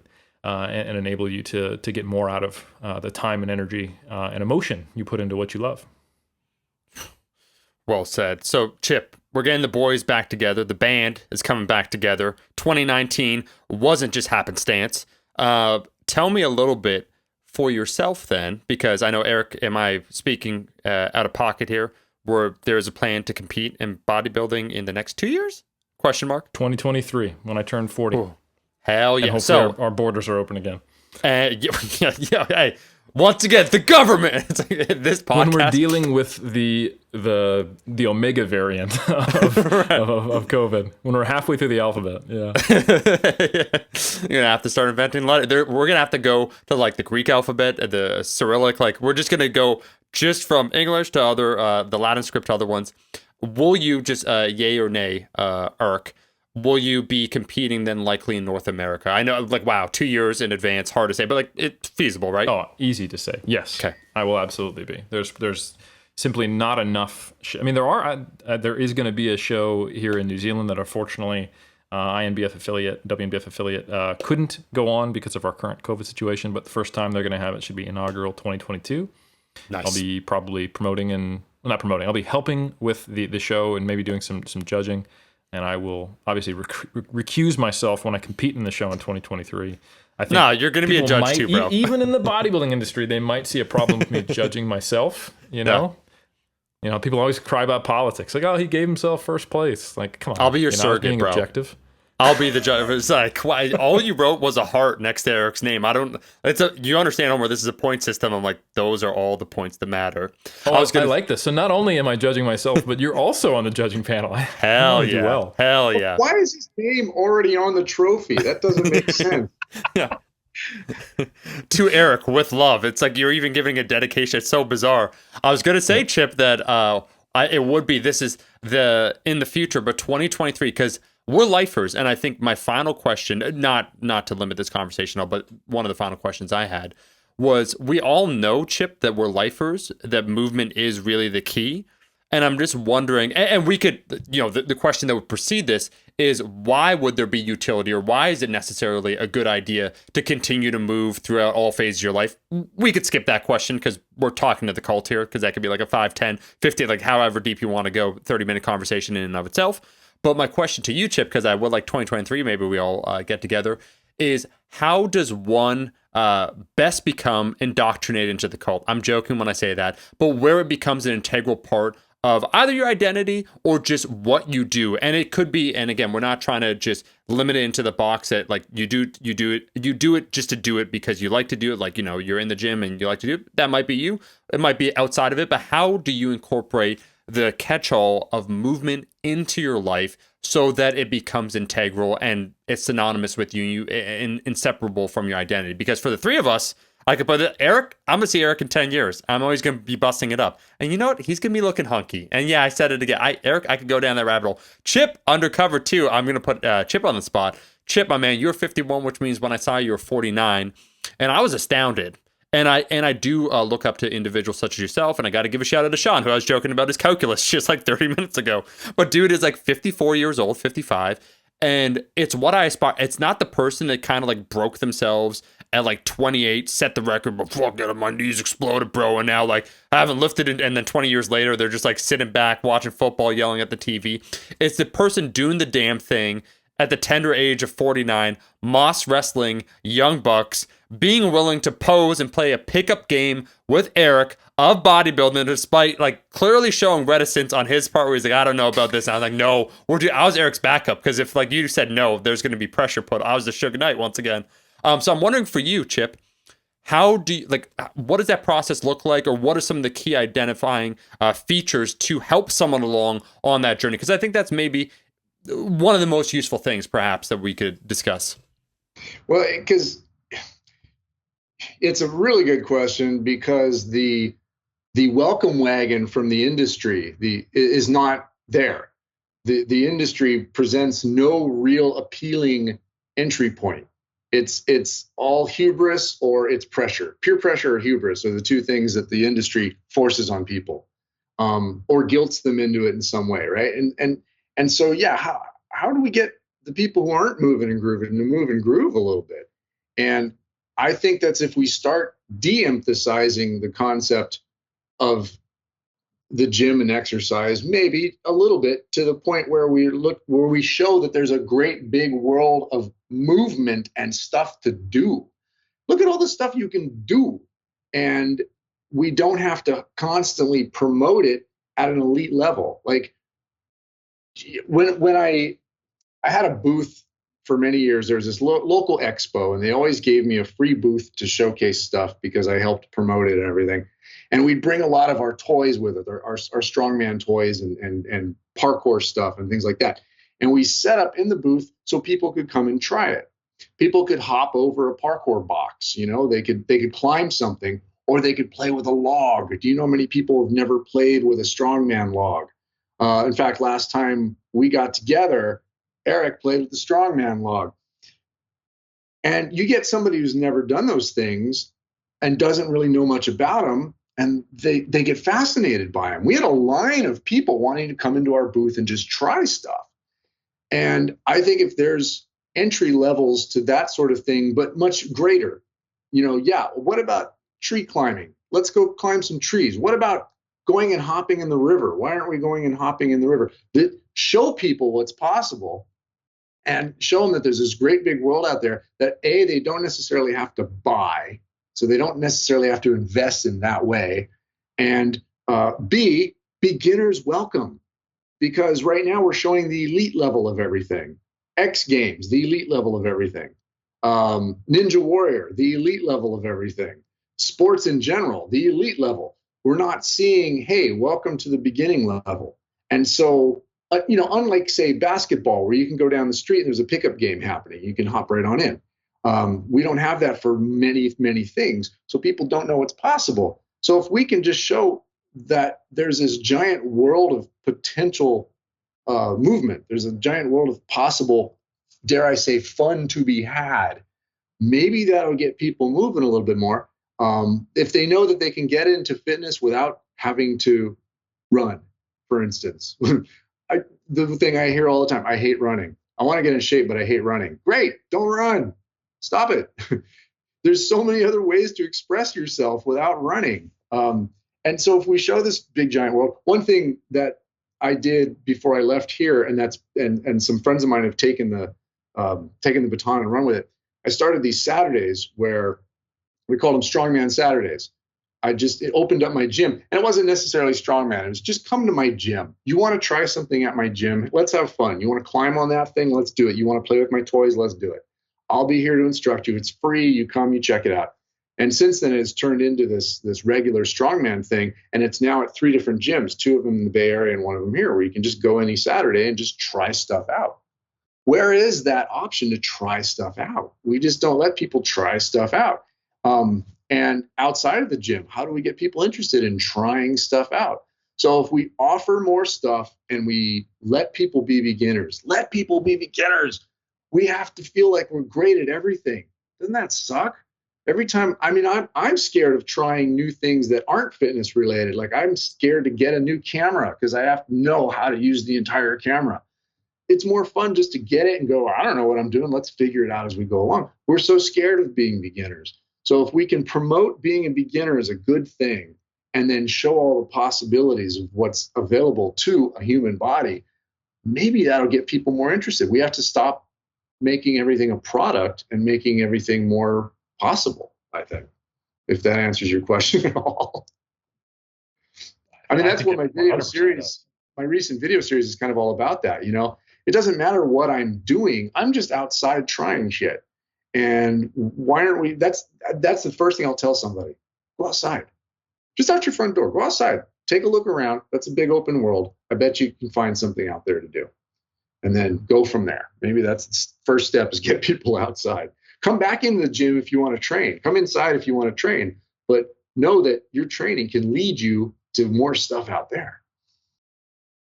I love it. I think that's a great piece of advice. And I think, ironically, you were just talking about, hey, we need to get outside. And in the COVID era, a lot of us have been stuck indoors.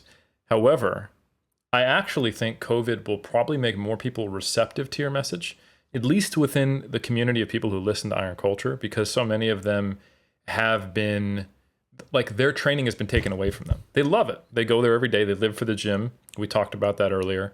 And the only way they know how to express themselves is through that. And God, some people have really struggled, understandably, when that is the way they define fitness, of going, all right, well, I've only got access to some bands or a dumbbell or a kettlebell. How do I stay motivated? How do I enjoy it? And I think that is probably something that they can go, wow, if I bet Chip probably didn't struggle with his fitness during COVID to the same degree I did, or in the same way at least. I'm not saying you didn't, because I know it was not great for anybody, but you weren't sitting there scratching your head probably. I have a story to tell along those lines. First of all, you're exactly right. When COVID hit, I saw my social media feed blow up with people going, oh my God, I don't know what to do now. They were freaking out because they had no more access to their gym. And to me, that was a huge impetus to do my project, to leave and travel and do my videos, to say, look, it's not the sum total of your movement. You can get stronger so easily without that gym. So let's disconnect from that dependency, because that becomes a dependency. And so, I hit the road. And in the process of traveling around the country, I did what I called when I filmed it, I called it my last 2 Strongman meets. I told myself I was retiring from Strongman. And so I did 2 meets. They were a week apart from each other, and they were my last 2 Strongman meets. And then I kept traveling around the country and doing my weird stuff. And then a friend of mine, Chad, said, hey, there's a Strongman meet here in Virginia. You should come do it. Oh, okay. I hadn't trained at all, and I hopped into the meet, and I did pretty well. It was, nice, fun grassroots meet. I'm not training for world's strongest man, but I was able to hop in the meet as the oldest competitor in the most stacked weight class, which is weird. Usually the lightweights are the smallest group. This was the biggest group in the meet, and I hopped in and I did pretty well. And I didn't train. I had 1 training session for that. Was that the meet you won? I didn't win this one. That was a different one. Yeah. But I I did okay. I tied for fourth with the guy who won several of the events, but I was able to beat him at other events, and it brought us both to the fourth place. And there were probably, I want to say, 10 to 12 lifters in this class, so I felt pretty good about that. But with all the stuff I've been doing, it just prepared me for the meet. I can't pass a rock without lifting it. I can't pass a log without trying to do something with it. So if I'm out and about, I got outside. As soon as I get outside, I look around. I'm like, what can I do? And that's what strength training for me is. There's an obstacle in your way. You're going to go over it. You're going to go through it. You're going to go under it. You're going to go around it, or you're going to move it. And that's when you train like that, you're training the skills needed to go try anything. And so for me, it was trying to get back into a strongman meet. And I hopped in and did fine without training for it. And so that allowed me to understand that two things. A, yeah, I didn't need a gym. And B, when you have the amount of experience that we do, you don't need to train as much. You just need to be more accurate in your training. You need to have more purpose. The greater the purpose, the less volume overall you need. And so to keep up my skills, I didn't have to beat myself up. I could have fun doing it, but I was able to keep my skills up and enter a competition and do pretty good. And so I've been enjoying that. I love it. I think you're the first thing you said in answer to Omar's question was the concept, and right there, that was the application. I love it. I think that is. I feel like there's a lot of take homes in what you've said. Hopefully, you as the listener, those who are still hanging around with us almost at the 2-hour mark, feel the same way. Omar, anything you want to say, buddy? No, I just want to say that this is the sequel. So we had A New Hope with Chip. Now this is The Empire Strikes Back, which is the Wilderness Strikes Back, and we can't wait for Return of the Gains in 2023. No Ewoks, though, please. No, that poor George Lucas trying to make a statement, muddying it up, and then just bringing down the overall atmosphere, which could have been the strongest of the 3 arcs. I've always said, I'll just say this, not to get super nerdy with Star Wars, but the moment when Luke says, "I'm a Jedi Knight like my father before me," could be and is one of the most powerful lines in the entire trilogy. That immediately was preceded by like the Ewok Wars, which is like some of the silliest shit ever. That it loses the potential power, but it's still there. Oh my God, this really is Shakespearean in its tragedy. Come on, George. Drop the ball, George. Yeah, hey, he's just eating his Wookiee burgers, just like ignoring, like, I don't know what's wrong. It's like he's crying in billions. Yeah, well, he was already sketching Jar Jar at that point. Yeah. Hey, did you guys ever see the video where he says and it became a meme where he says Jar Jar is the key, and I'm like, bro, I don't even like, and he wasn't even being facetious. He wasn't like joking around about it. He was being like 100% serious. Yeah, it's dangerous. It's hilarious.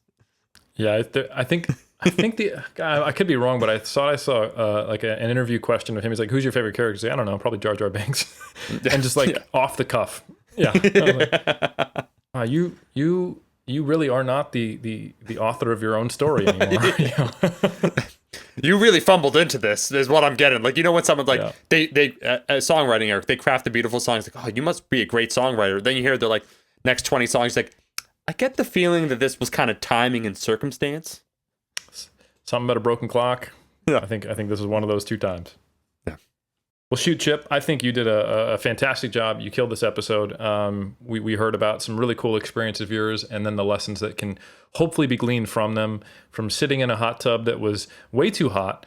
They had that amp turned up to 11 with Mel Siff, to talking to Derek Poundstone, to not getting to talk to Brian Shaw at the time, but eventually, and to now doing true natural stones and natural logs in the wilderness, preparing for strongman comps.